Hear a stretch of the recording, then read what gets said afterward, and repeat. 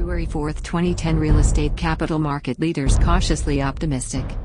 Las Vegas, Nevada, February 4, 2010. As lenders gathered here this week to discuss income property financing programs, nervous optimism filled the air. The overall forecast is mildly positive, particularly as compared to 2009. Funding sources were battling liquidity in 2008, rebuilding balance sheets in 2009, and are now earning profits in 2010, which means mortgage investing is back in vogue again. However, lenders fear more uncertainty as the capital markets are imbalanced with relationship to income property supply and demand fundamentals. Based on key opinions of various lenders, an economic outlook relating to realty capital markets is summarized as follows.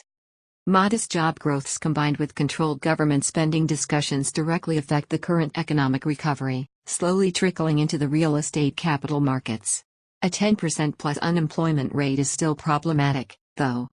Slowly recovering economy due to improved CMBS pricing, housing sales and employment statistics. Policymakers are also helping by holding interest rates low at levels favorable for real estate markets.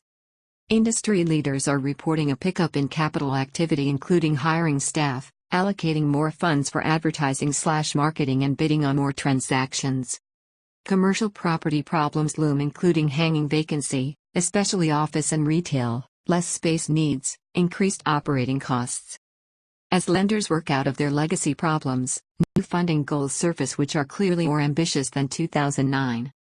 Life companies under less pressure than banks to liquidate assets, if recovery is on the horizon, longer-term balance sheet hold. Still a buyer's market bias due to flat or declining pricing and lower demand, a worrisome scenario for sizing property values.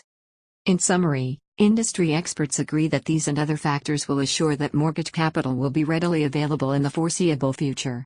The realty capital market should continue on a path of greater liquidity. Yet the biggest trick will be finding suitable real estate investments as the property markets are recovering slower than the capital markets.